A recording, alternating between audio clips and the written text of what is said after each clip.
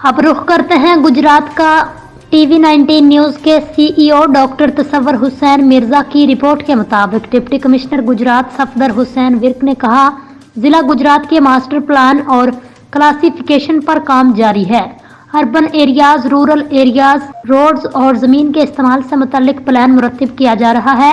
Master plan की बदौलत मुस्तकबिल में डेवलपमेंट रोड्स के जरिए दूसरे अजला और शहरों से राबता और नए शहरों और हाउसिंग स्कीमों के क्याम में मदद मिलेगी। इन ख्यालात का इजहार उन्होंने land classification district planning and design committee के इजलास की सदारत करते हुए किया।